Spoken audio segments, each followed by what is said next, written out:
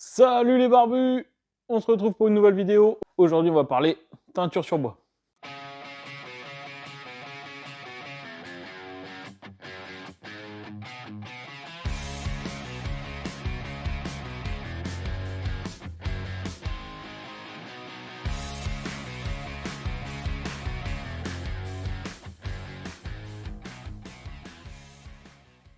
Il existe une multitude de teintes, une multitude de façons de colorer le bois.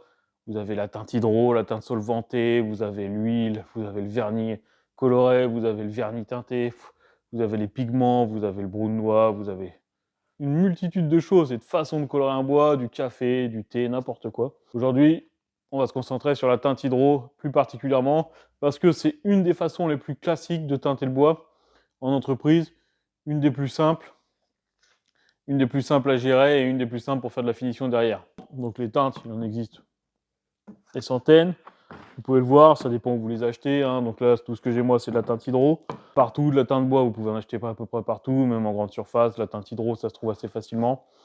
La différence avec la teinte solvantée, c'est que ça s'applique un peu plus facilement, on va dire. Dans le sens où la teinte solvantée, c'est assez compliqué de ne pas faire de raccord.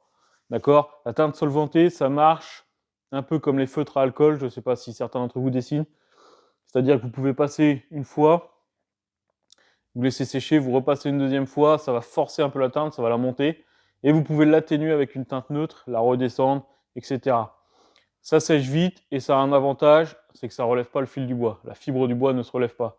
Et ça, c'est pas mal. Par contre, ça fait pas mal de raccords quand vous faites des grands aplats, c'est assez compliqué de faire quelque chose d'uniforme, et ça, c'est plus contraignant pour nous, les professionnels, et même pour les gens qui travaillent chez eux, qui teintent chez eux. Si vous faites un petit encadrement en bois, un petit cadre en bois, ça va parce que vous passez directement. À partir du moment où vous devez faire des raccords, là, c'est plus compliqué, d'accord? Donc voilà. Je vais vous montrer comment moi je teinte. On va prendre un petit morceau de bois, et puis on va faire ça façon barbu. Je vais vous montrer ça, et vous me direz ce que vous en pensez, comme d'habitude. Donc, un bout de chêne, c'est du plaquage, d'accord? Un aggloméré plaqué chêne. Véritable plaquage chêne, évidemment. Pour teinter, je vous conseille de mettre des gants en nitrile ou en latex, ce que vous voulez. C'est pas que la teinte c'est pas corrosif, hein, ça risque rien, il n'y a pas de souci. C'est juste que ça va vous teinter l'intérieur des ongles et tout ça, et que c'est un peu embêtant à enlever. Donc si le soir vous avez un repas de famille ou autre, ça fait moyen. Je peux vous montrer le brun noir, voilà. Donc avant le brun noir, c'était vraiment du brun noir, d'accord, c'était de la noix broyée. C'est vraiment du brun noir. Maintenant c'est de l'extrait de cassel. C'est issu de la lignite, d'accord, la lignite. C'est un sédiment organique, fossilisé, voilà, tout simplement. Et maintenant, en fait, on en trouve plus que du brun noir. Donc ça ressemble à des petits cristaux, je vais vous montrer ça.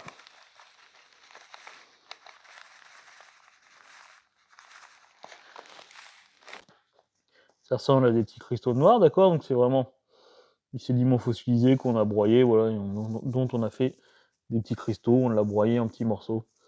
Ça, il va falloir le diluer dans l'eau, voilà. Donc voilà à quoi ressemble le brun noir de nos jours. Donc tout bêtement, vous mettez dans un cul de bouteille, on le dilue dans l'eau, de préférence tiède. Ça dilue plus facilement. Donc après la couleur, faites des essais, c'est à vous de doser selon la couleur que vous voulez faire. Avant on ajoutait une touche d'ammoniac, ça se fait plus, d'accord, parce que l'ammoniac c'est controversé évidemment. Maintenant on met simplement, hop, l'extrait de cassel avec de l'eau dans la bouteille. Vous allez remuer ça, et après c'est parti. Une fois que votre mélange est prêt, vous le mettez dans un récipient, un basique. Tac. Alors moi je vais teinter avec une éponge, d'accord, c'est une éponge en mousse, et ça marche pas mal du tout. Vous pouvez l'appliquer au pinceau. Sur des petites surfaces, nous on le fait de temps en temps au pinceau. Moi je préfère l'éponge personnellement parce que ça charge plus uniformément, d'accord? Je trouve que le pinceau, ça charge trop, des fois pas assez, des fois trop. On a tendance à repasser, à repasser, à repasser. Donc à certains endroits, ça force la teinte. Et à d'autres, bah, il y a des petits jours, enfin il y a des petits ratés, c'est pas super uniforme. Je trouve que le pinceau, c'est moins précis sur les grands aplats. Voilà. Et ça fait en fait ce qu'on appelle nous dans le jargon des queues de vache, quoi. Vous, des fois, si vous avez, avec le pinceau, si vous êtes allé un peu de travers, vous allez voir des effets dans la teinte un peu dérangeants quand vous le vendez. Donc, c'est pas super. Autre chose, quelque chose qu'on voit plus souvent, je vous conseille d'humidifier votre plaquage, votre bois, avant de passer la teinte hydro. Parce que le problème de la teinte hydro, c'est que ça va relever la fibre. Évidemment, il y a de l'eau, ça va relever la fibre. Il n'y a pas de secret, le bois, dès que c'est mouillé, la fibre relève, pour la plupart des bois. Donc, je vous conseille d'humidifier légèrement votre bois, de le laisser sécher et de l'égrainer. Voilà. Comme ça, quand vous allez passer la teinte, la fibre qui aura déjà relevé ne relèvera plus et vous allez gagner en qualité de finition. Parce que sinon, si vous passez la teinte, le fil relève. Qu'est-ce qui va se passer avant de passer le vernis? Vous allez passer la main, ça va être tout rêche. Et donc, vous allez égrainer. Et là où vous allez égrainer, la fibre s'en va évidemment. Et donc, vous allez avoir des points blancs. Donc, plus la teinte est foncée, plus ça va se voir. Et donc, vous allez reteinter par-dessus. Et là, vous n'aurez plus la couleur que vous vouliez à la base parce que vous allez être passé 2 fois et que ça aura forcé la teinte. D'accord? Donc, je vous conseille de toujours humidifier avant légèrement votre plaquage, enfin votre support pour relever la fibre du bois, le poncer et ensuite teinter. Pour l'humidification, rien de bien sorcier, mettez pas trop d'eau dessus. Voilà, vous voyez. Faites un passage, il n'y a pas de souci. Et vous le brossez, voilà, tout simplement. Tac. Tout simplement comme ça. Ok. Donc moi je le fais au verso parce que j'ai déjà humidifié l'autre côté pour la vidéo pour gagner du temps et éviter le temps de séchage. Une fois que vous êtes là, vous laissez sécher. Et après avec un papier très fin, vous venez égrainer, casser la fibre, d'accord? Le même papier que votre dernier passage de finition. Si vous avez fini au 120, vous remettez un coup de 120. Si vous avez fini au 250, vous finissez au 250, voilà. Une fois que votre support est sec, vous venez avec votre mélange, vous trempez la teinte dedans, d'accord? Le problème va résider ici, c'est toujours de mettre à peu près la même quantité dans l'éponge, d'accord? Mais c'est l'avantage de l'éponge par rapport au pinceau, c'est que même si vous en avez mis trop, vous appuyez un peu moins sur l'éponge et vous calibrez. Le pinceau, c'est plus compliqué. Et donc, dans le sens du fil, d'accord? Quasiment toujours, si vous faites un travers, ça va forcer la teinte et ça se verra, ça fera une démarcation. Donc, dans le sens du fil, et si on peut, toute la longueur d'un coup. Évidemment, si vous avez un panneau de 3 mètres, vous n'allez pas courir d'un bout à l'autre, il n'y aura peut-être pas assez sur l'éponge. Ce sera plus compliqué pour les raccords. Et donc voilà.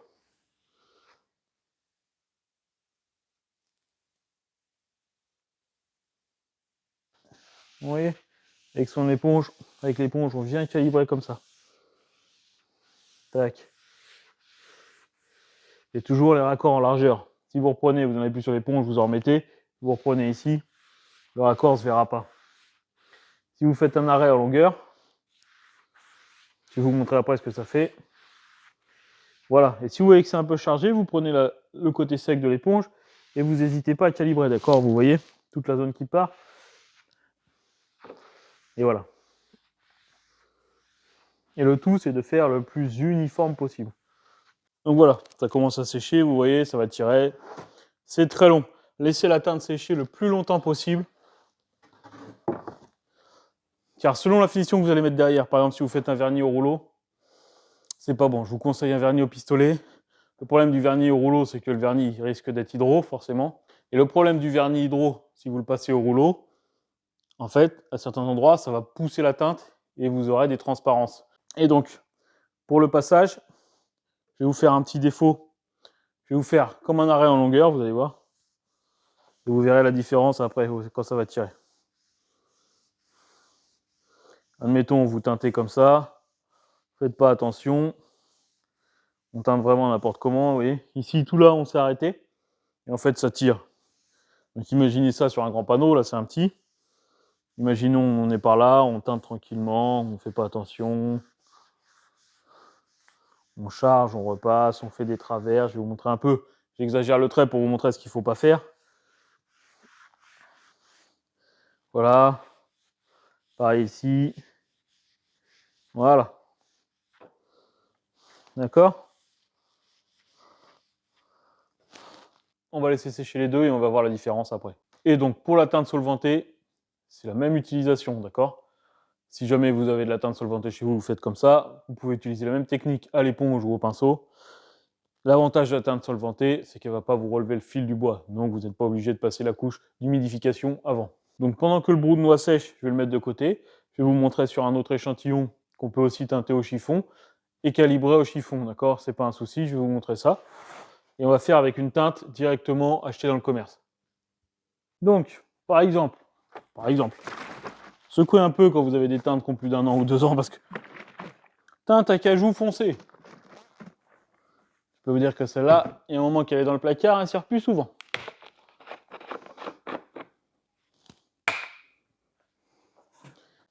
faut savoir aussi, c'est que artisanalement, c'est compliqué d'avoir des grandes surfaces teintées uniformément, parce que la teinte, ça s'accroche au port du bois. Et si c'est du plaquage, le moindre poids de colle qui a traversé le plaquage, la moindre tache de colle que vous n'avez pas vue, en fait, ou que vous avez mal poncé et il vous en reste un, si vous avez par exemple de la colle blanche, de la colle vinylique, elle est remontée à travers le plaquage, c'est transparent, vous avez poncé, il en reste un peu, vous ne l'avez pas vu, vous pensez que tout est nickel, vous passez, et là, à la fin, vous avez un point blanc, parce qu'évidemment, la teinte ne va pas pénétrer la colle, et à cet endroit précis, vous aurez un point blanc. Si vous ne l'avez pas vu, et que la teinte est sèche, c'est foutu. Je ne vous le cache pas, vous allez essayer de poncer à l'endroit où il y a la tache blanche, vous allez faire un petit bout de teinte, quoi que vous fassiez, vous n'aurez jamais la même couleur. Ça va toujours faire un raccord, ça se verra toujours, c'est l'enfer. Tant que c'est humide, si vous voyez le point de colle, tant que c'est humide, poncez tout de suite. Tout de suite, tant que c'est humide, vous l'enlevez et vous repassez tout de suite dessus. Et vous essayez d'uniformiser tout ça. Sinon, si c'est sec, c'est foutu. Il faudra poncer l'ensemble de votre support. Et si c'est du plaquage et qu'il a déjà été poncé, ça devient compliqué de ne pas avoir la perce. Donc, bon bah, teinte directement. Donc ça, c'est pareil, soit vous la mettez pure. Je vais vous la montrer pure, tiens. Pure, ça va être assez fort, d'accord. Souvent, c'est dilué, hein, les teintes. Souvent, on les dilue, bon, pour des questions d'économie, et puis aussi pour des questions de passage. Quand c'est dilué, c'est un peu plus simple à passer. Toujours pour les raccords. Vous imbibez votre éponge, d'accord. Et là, hop, vous voyez, c'est fort, là. Hein. Teinte à cajou pur, c'est fort. Et donc, plus c'est pur, évidemment, plus c'est compliqué de ne pas faire de raccord. Voilà, donc d'un bout à l'autre. Et on dresse. Et on dresse. Et on calibre. Voilà. Vous rechargez là-bas. Pas de problème.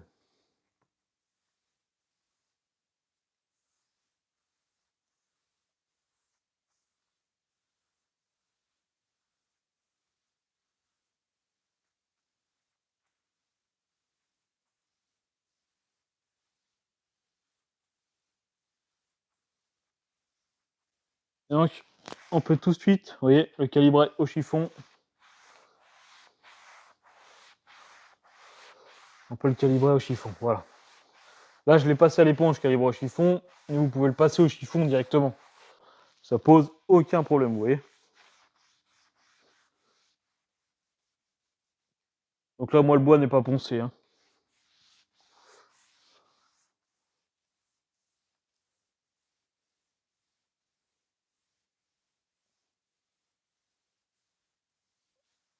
Le chiffon, ça calibre tout de suite. Hein. Évidemment, je ne l'ai pas poncé. Hein. Ça, c'est un morceau qui sort brut de ce qu'on reçoit de chez le fournisseur. D'accord. C'est un aggloméré plaqué chaîne d'usine. Et là, il est intéressant ce morceau. Pourquoi? Parce que vous voyez tout ça. Moi, je ne l'ai pas poncé. Hein, d'accord. Je l'ai pris tel quel. Tout ce que vous voyez ici, là, les auréoles, tout ça, c'est du contre-fil. D'accord. Et donc, ça, on ne l'aurait pas vu sur le bois blanc. N'importe qui serait passé à côté. Et là, vous teintez. Et là, bah, ça va plus du tout, quoi. Donc, tout ça, c'est ce qui est assez compliqué à gérer avec la teinte. Évidemment, si vous êtes chez vous, c'est un meuble pour vous, tout ça, c'est moins... On est un peu moins exigeant. Quand c'est pour un client, c'est un peu plus compliqué de lui vendre ça.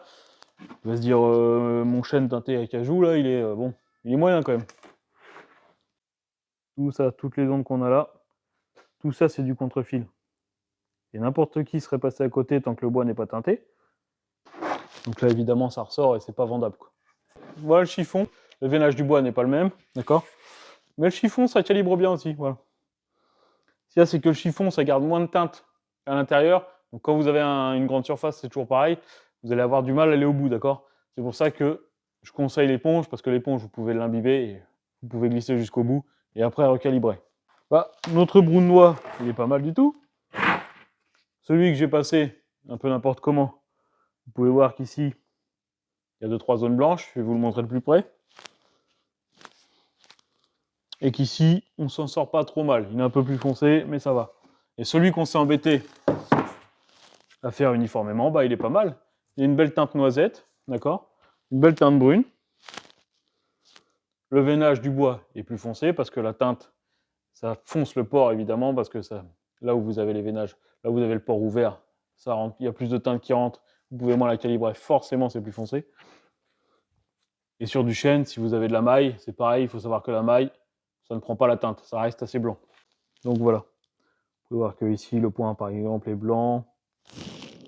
Ici, toutes ces zones blanches, d'accord? Voilà.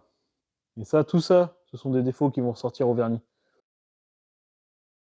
Tandis que celui qu'on a passé uniformément, bien, il est pas mal du tout.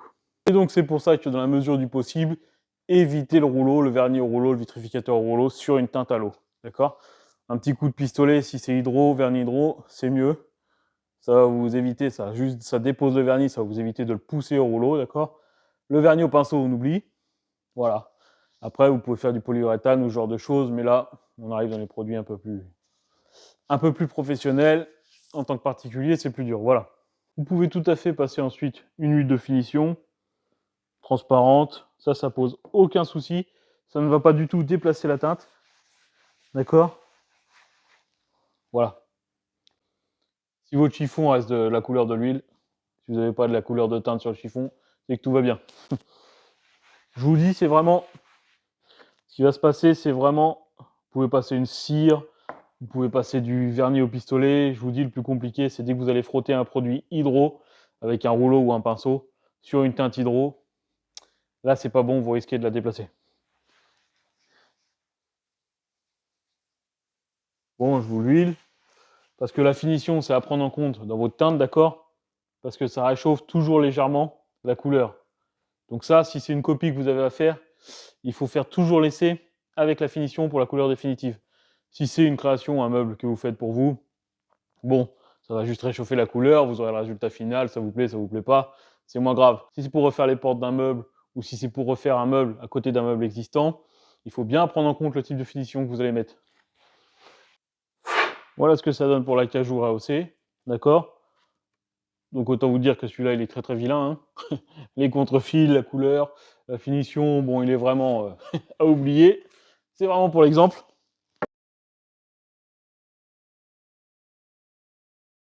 Et donc là, vous voyez les barbus.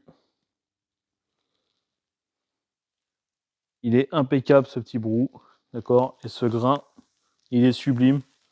Donc ça sert à ça aussi la teinte, ça sert à rehausser le veinage. Voilà.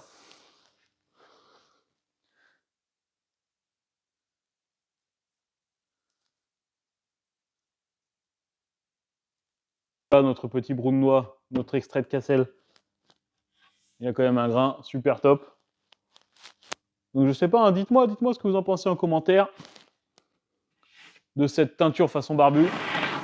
Je vous montre une teinte chêne dorée sur une porte, après vernis au rouleau. Là, vous voyez toute cette zone. À l'époque, le rouleau avait poussé la teinte, d'accord?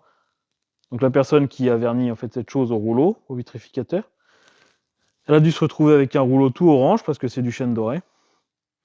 Car ici, ça a enlevé de la teinte, ça l'a poussé plus loin. Et donc vous avez des raccords. Et c'est pas du tout uniforme. Et ça, c'est assez complexe. Donc pour attraper ce genre de défaut que vous avez vu sur la porte en chêne doré, il va falloir teinter légèrement le vernis au chêne doré et essayer de repasser du vernis à cet endroit pour repacifier la zone, d'accord? C'est un peu moins joli car ça cache un peu le port du bois. On a tendance à moins voir le veinage, mais ça uniformise la couleur et ça fait moins raté en fait. Et donc voilà les barbus, ce qu'on pouvait dire sur la teinte du bois, sur les teintures à bois. Bon, on peut en parler des heures, hein, il y a plein de façons de faire. Et d'ailleurs, si vous voulez que je vous montre autre chose, n'hésitez pas à le dire, hein, là, vous voyez, une suggestion de temps en temps, si ça peut vous aider, si vous voulez savoir comment ça se passe. Il n'y a aucun problème. On est là pour échanger, donc voilà, je vous montre ça. Et comme d'habitude, n'hésitez pas à me dire ce que vous en avez pensé. Là, c'est pas une réalisation, mais n'hésitez pas à échanger quand même, ça pose aucun souci. D'ici là, je vous laisse. J'ai encore du travail sur certaines choses. Et je vous dis à bientôt. Allez, ciao, à plus les barbus.